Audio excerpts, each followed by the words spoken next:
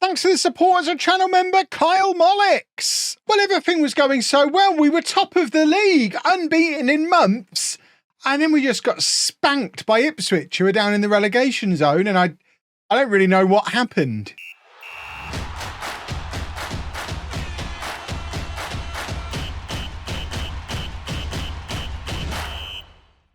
Hello and welcome to Club 2, Part 5 of Non-League to Legend. I'm Kevin. Coming up on today's episode, we have a big Premier League game against Coventry, and then we might even go as far as Man City. We're not going to do Cardiff straight afterwards, unless we lose to Coventry, of course, because if this is the start of us collapsing, having finally got to the top of the Premier League, I'm sure you lot, monsters that you are, will enjoy being there for the collapse. This is how things have been going since the last episode. So, I mean, not properly wobbly, a little bit wobbly here and there. Premier League draws against Tottenham and West Ham. We also got knocked out of the Carabao Cup in the semi-final by Manchester City on penalties.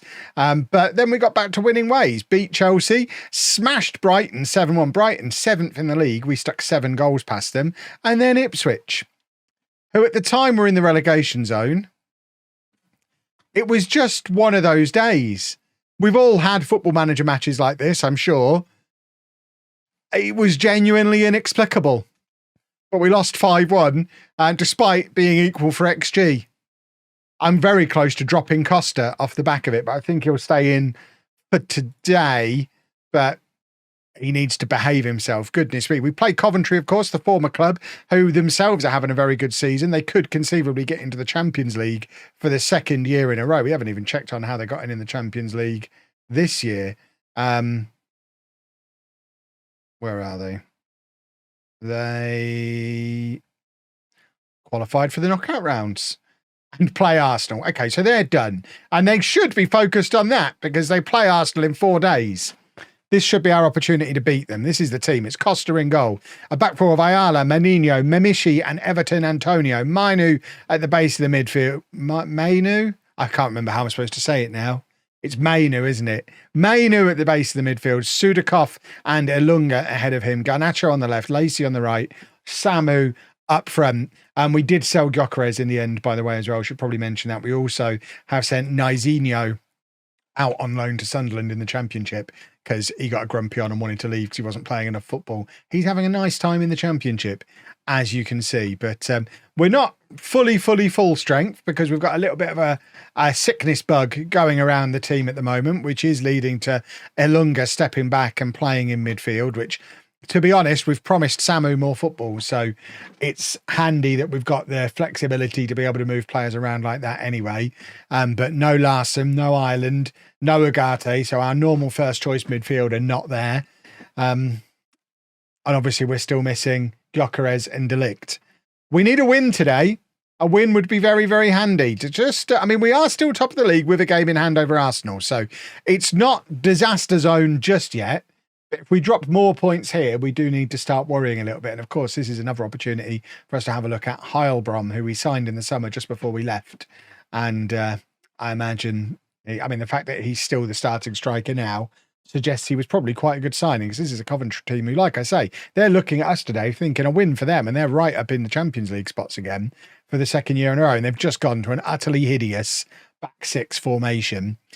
Interestingly, playing Eleftherides and in the middle of a back three. A, he's a left back. Surely you'd play him on the left-hand side of the back three. B, he's 5'5", I think. I had to play him there once before. And Ilunga has burst out of midfield. And it doesn't matter where we play him. He's a goal machine. And that is the advantage of playing a striker as a central midfielder. Because when your striker's there distracting the defenders, and Samu is, I mean, you can see him against Eleftherides. So they've got 5'5" Eleftherides against 6'5" Samu. And because of that, he's won the ball. Ilunga's just burst through the gap that was left. And it's 1-0. Just a weird tactical decision from Coventry. But it's absolutely playing into our hands. And this is our game in hand over Arsenal as well, I've just realised. So this is our opportunity to put a little bit of daylight between us and them. Because while we've been wobbling, they've been mega wobbling. Obviously, we've dropped points in 3 games recently, but still overturned the gap that they had at the top of the league. So if we can get back to winning ways first, that would be jolly nice indeed. We could use a second goal just to make things a little bit more comfortable. I'd also quite like to see Samu score a goal. He's probably played 4 or 5 games for us now as a starter and just not looking like scoring. So he might be a guy who we look to move on in the summer and just go with Ilunga and Van der Winden as our 2 strikers. We've obviously got a couple of South American wonder kid backups as well. I don't know that we need, we certainly didn't need 4. And we might not need 3 real top level strikers, but there is Samu who's got in behind the back 4. And once again, just looks, I don't know. It's not the guy I thought we were getting. I didn't sign him. I take no responsibility for him. But I thought we were getting an Erling Haaland, and he's looking less than that currently. Once again, the lowest average or the lowest rating on the pitch, apart from Lacey, who's also not having a very good game today. But Lacey's easier to rotate in and out. He's on a lot less money and has much lower expectations of game time. Right, we're going to bring Herrera on in midfield, who's really not played a lot of football at all. He's got 3 caps for Argentina. He's another example of us needing to thin this squad out further to make room for some of these young players. Bentes is one of those young players who's going to come on and get an appearance on the right-hand side of the attack. And Zay Sarau is going to come on for Everton Antonio to play at right back. So we are getting a few of our youngsters involved, but at only 1-0 up. There's always the risk that we leave the door open for Coventry to get back into the game. Tim Rocket is on. Let's get him. I need to go and watch the Pokemon cartoons to remind myself of all the words that they use, but it's always exciting to see him involved. And then we can get another of our youngsters, Kuanov, only 19, but he can come on to play central midfield. Ilunga goes up front for the final 10 minutes because Samu, he's just not got it. I think those injuries earlier in the year have broken him, and he's got we don't have to rush him out the door. He's got the rest of this season to demonstrate that he's worth keeping around. But as it stands at the moment, if we can get 40 or 50 million for him in the summer, we move him on. Serral's been fouled there, surely. Joey Keating, he's just trying to help his dad out, isn't he? What a good boy.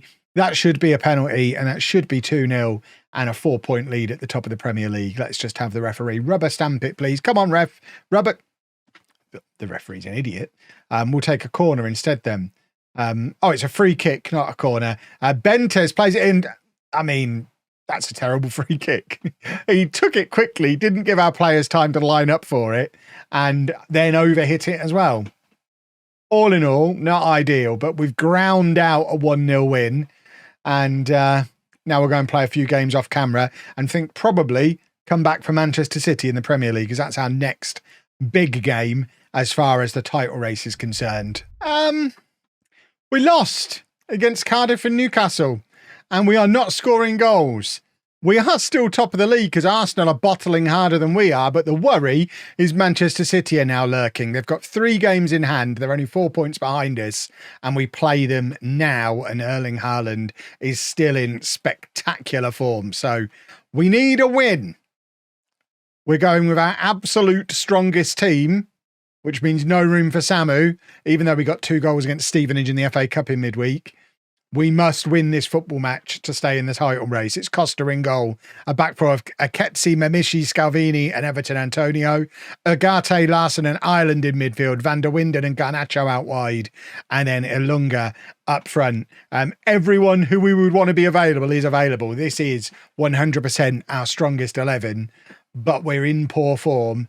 Manchester City are a problem. We must beat them. And this guy, he's a big, big problem because he's still nearly, what are we, 2/3 of the way through the season? He's still scoring at more than a goal a game, which is frankly ridiculous. And if poor old Samu was scoring half as often as Haaland, he'd be starting and we'd be loving him. That shows how good Haaland's being. Ireland is in, cuts it back to Ilunga. This is the answer. Ilunga at centre forward. I've got to stop pushing the big meaty boy. These games we've been losing, we've been playing Ilunga in midfield. We've been resting him out of the team. We've given Samu a run of like 6 or 7 starts in a row after promising it to him. And it's coincided with our worst form and most trouble scoring goals that we've had in my time at the club. So I think I'm done with him. and we're going with Ilunga, and Van der Winden can be his backup, and we'll just move Samu on in the summer and look to bring in another striker or someone else who can play across the front three. We've obviously got a couple more of them knocking around the squad as well. We've got one who's scoring a goal a game for Sunderland in the Championship at the moment. So I think we probably, as much as I want a 6'6" striker to lead my line, I think we're done with him. And Joe Ireland has just made it 2-0, and it's from one of our patented straight out of non-league long throw routines, and it's 2-0 after 25 minutes. And this is more like it. Occasionally we have runs where I can't win on camera and I'm winning constantly off camera, and people are like, Kev's reloading. Where's that energy now, boys and girls? Because you've just seen us beat Coventry. Last episode, you saw that incredible 10-man victory over Arsenal. Pretty much everything I've done off camera, we've lost. But camera turns on and this bunch of show-offs decide they're going to do good football. Eketsi has got in behind there, Van der Winden, and it's 3-0. And it's double figures for him for the season now as well. We take Samu out of the team, and all of a sudden, we are back in the goals. It's 3-0 on the half-hour mark, and I'm not going to declare this as the day we win the league. However, this puts us 7 points clear of City. I mean, to be fair, they do still have 3 games in hand, and obviously this is the last time we'll play them. So if City win every game for the rest of the season, they win the league, and there's nothing anyone can do to stop them. But obviously they ain't winning this one. They've not even had a shot yet. We've had 3 shots on target and scored all 3 of them. And it's 3-0 as we go in at half time. And this is just what the doctor ordered. And fingers crossed, we're smashing them to enough of a degree that they're going to go away, lick their wounds and lose a few consecutive matches of their own, because everyone's having a wobble this season. It's like nobody wants to win this league. We're in terrible form, but Arsenal can't catch us. City are there just not playing football matches, apparently. And meanwhile, we're now 4-0 up. Oh, I mean, this wasn't on the cards for today, but I'll take it. This is, I mean, we need to play our first 11 a bit more often. We have been rotating a lot while we've been struggling. That's poor from Scalvini. I mean, he needs to look around him, not just specifically there, but he needs to look around at what's going on in the rest of this squad. All the other long-serving old men are being moved on. He is only 28, but that's old in this football club now. And if he does too much more of that nonsense, we're just going to get him gone. We've got a lot of good young centre-backs. So many that we've got 2 of them out on loan. We don't need old men being hesitant and not able to play the ball out from the back, because playing the ball out from the back is absolutely crucial to getting these kind of performances out of that front 5. And they have turned up today. And it's the old men at the back that, I mean, if there is a weak link in a 4-0 win, that are looking like the weak link. Van der Winden's going to come off. Lacey can come on for him. We usually swap those 2 over in that situation. Garnacho, usually a bit more effective coming in off the left. And I think this is an opportunity for Samu to come on. We've been playing him as a pressing forward. For the Stevenage game, I switched him up to be an advanced forward, and he got a couple of goals. I mean, it was only against Stevenage, but let's try and play him in the role that Ilunga's been playing. He's got 20 minutes now to save his Manchester United career, because I don't expect he's going to start any more matches. And oh, I've got hiccups. I don't expect he's going to start any more matches unless he does something special now. So I know we're 4-0 up, but there's a lot of pressure on you, Samu. You've been a 25 goal a season striker for years for Porto. Now show that you're good enough to play in the Premier League and good enough for this resurgent Manchester United. And he's in, and he has scored. Apparently, he just needs to play as an advanced forward. We were messing him up playing him as a pressing forward, which is his best role. Did he stay on side, though? I guess he's an advanced forward. It's 5-0. And if we can get this guy scoring goals, that's it. We are dominating Europe for the next 3 years, because he's enormous. He is everything I look for attribute-wise in a striker. And if we finally figured out how to use him, be afraid. Rest of world football, Manchester United, after nearly 20 years, are back. Although City can still catch us, but let's not worry about that.